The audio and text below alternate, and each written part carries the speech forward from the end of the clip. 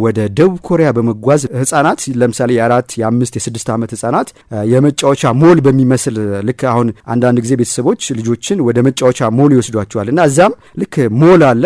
ያ ሞል ውስጥ ባለ 3 እና ባለ 4 ፎቅ ህንጻ ሲሆን ልጆች ከወላጆቻቸው ጋር ሄደው ሂሳብ ትምህርትን በተለይ በጨዋታ መልክ የሚማሩበት ቦታ ነው። ታዳጊዎች የሚማሩበታል።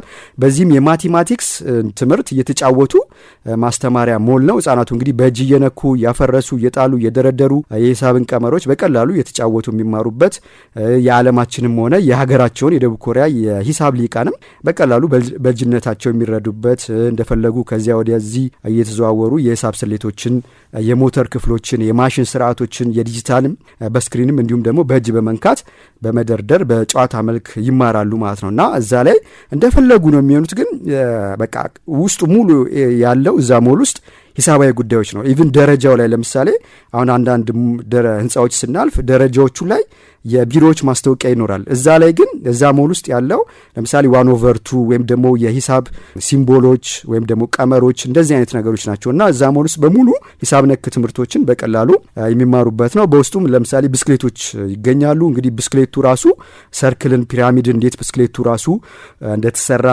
በምን ቀመር እንደሚሄድ ቀለል አድርገው ሲያስተምሯቸውም የማየት እድል አግኝቻለሁ ማለት ነው። እንግዲህ በደቡብ ኮሪያ ለተማሪዎች የምገባ ፕሮግራም የሚካሄድ ሲሆን በዋናነት የመጀመሪያ ደረጃ ተማሪዎችን ተጠቃሚ ያደረገ በመንግስት የሚሸፈንም እንደሆነ ሰምቻለሁ ማለት ነው።